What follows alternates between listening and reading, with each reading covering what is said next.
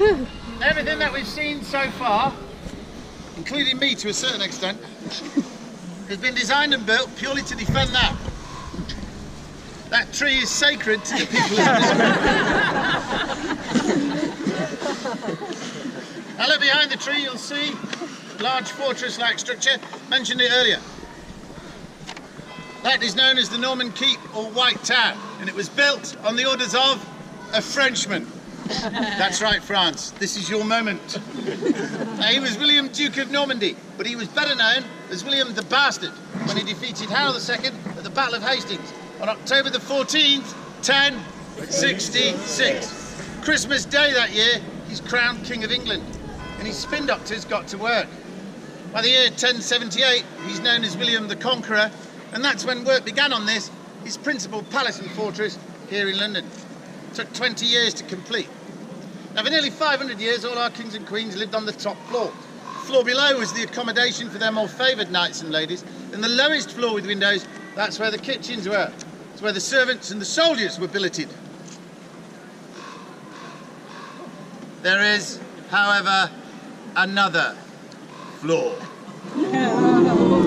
This floor is partly below ground. The walls there are 15 feet thick. There are no windows. It's dark! We are close to the river, below the water table. It is always dark and cold. This was the perfect place for the wine.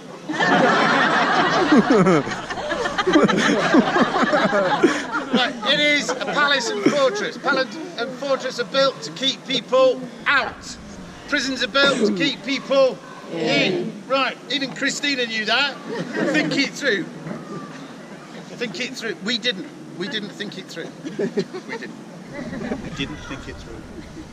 Our first prisoner was a Frenchman. His name was René de Flambard. He was the Bishop of Durham. Now, it'd be complete insanity to lock a French bishop, or believe me, any bishop, in a wine cellar.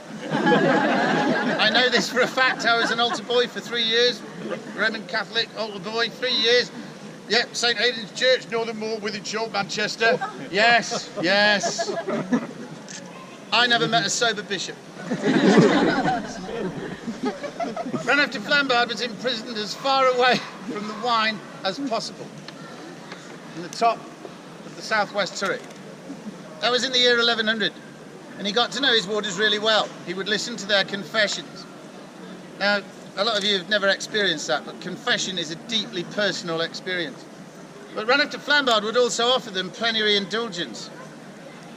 Even as a Catholic, it's difficult to understand it or grasp it, but I can best explain it like this. Plenary indulgence is credit in the bank of sin. It is forgiveness for sins you've not yet committed, but you might want to in the future, and you're covered. It is an insurance policy for heaven. And like all insurance policies and credit schemes, relies on an outlay of cash. What God ever needed with cash, the bishops never explained. But the bishops always looked spectacularly wealthy, because they were. Make no mistake, the bishops of the Middle Ages were charlatans, and René de Flambard was no exception. He was rich. He had no further need of money. He was in prison. He couldn't spend it, but he did like wine. And that's how his warders paid him. Wine brought up from the cellars in casks that were bound round with rope. You might know where this is going. He was in the habit of drinking with his warders. One night he made sure the warders drank far too much, and when they fell asleep, he saw his moment and seized it. He removed the rope from these casks, and this ancient French bishop rappelled 90-odd feet on an improvised line and got away. Our first prisoner escaped. He was our only prisoner at the time, and he was 61 years old. Now, this may have become the most famous prison in the world, but for years we had 100% escape record. It's not a lot to build on. I want you to remember that, Christian. I want you to remember that too. You know when your parents are getting on your case and your teacher is saying, these F grades, they're not good enough. We got an F grade. Well, look how famous we ended up. Right? Yeah, school doesn't mean anything. Enjoy your youth while you can. Don't let your teachers and your parents rip it away from you. Okay? I did really badly at school. I live here now. You're welcome.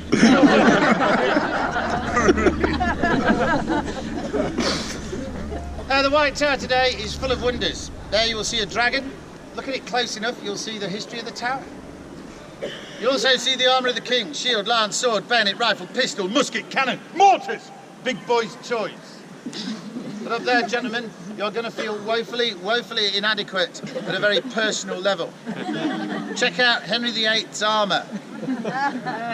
Now, you'll know what I mean when you see it, but I consider it my duty to warn you that those codpiece are an early foray into psychological warfare.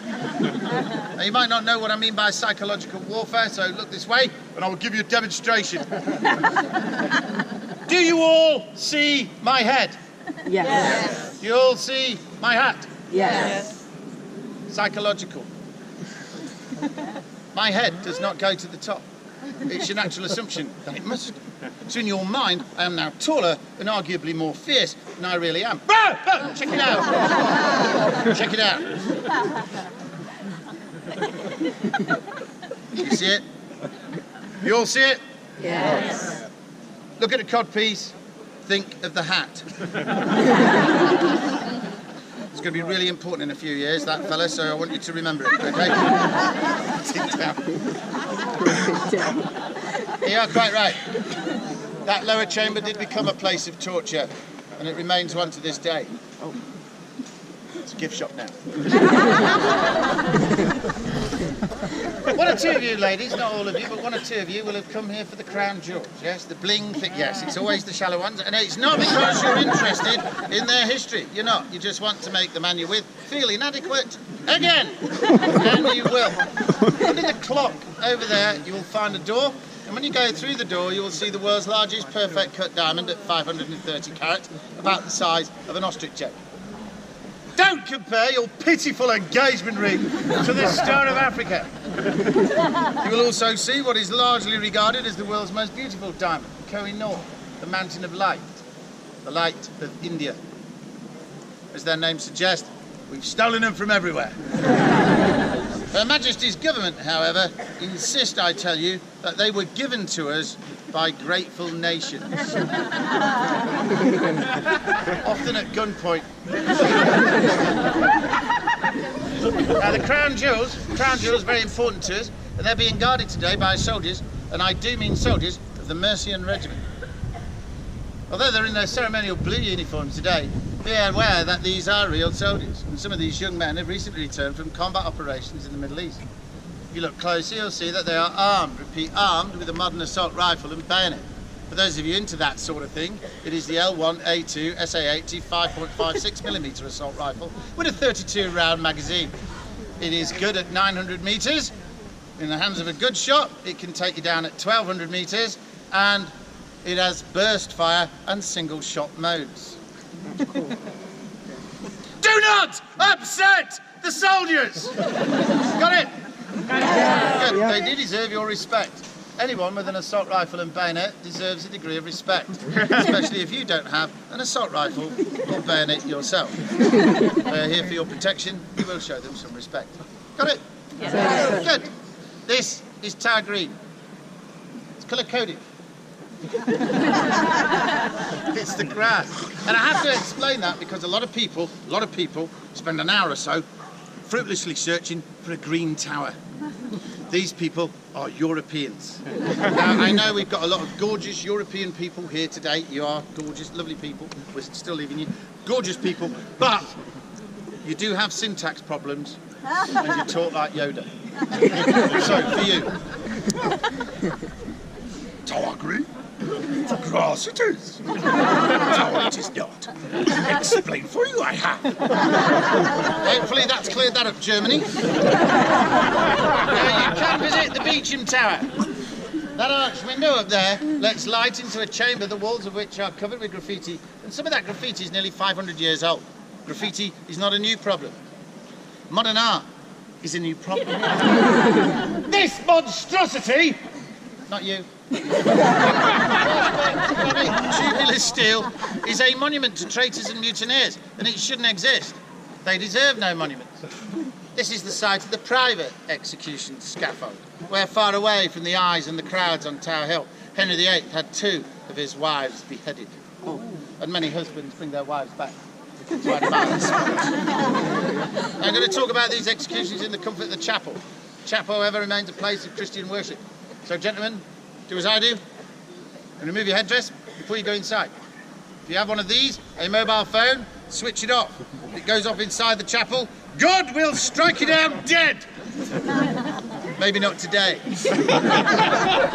but you will die. God's like that. For reasons of Crown copyright, there can be no photography or video recording inside the chapel, so put your cameras away. For those of you making a video, they all died in the end. However, before we go in, I'm going to take a photograph of you. This is a survey photograph because you're such a big crowd, it just lets our employers know how busy we are. I like to give them something more though. If you're enjoying the tour, thumbs up. If you're not enjoying the tour, thumbs up. If you go, well, do 2 thumbs and stick your tongue out. Okay, are we ready? It's a panoramic shot, so stay still. And we're moving. While I'm taking the picture, I will let you know that this picture will appear on Facebook, Twitter and Instagram under the account Billy Beefeater. Billy's my name, Beefeater is my job. Yeah, I thought it through. It is quite a popular account. If you are here with a mistress, you should probably have hidden your face. As we're quite a good group, I'm going to do, I don't do this to everyone, but let's go selfie time. All right. And again. Yeah. Getting the hat. Now, as we go through the doorway into the chapel,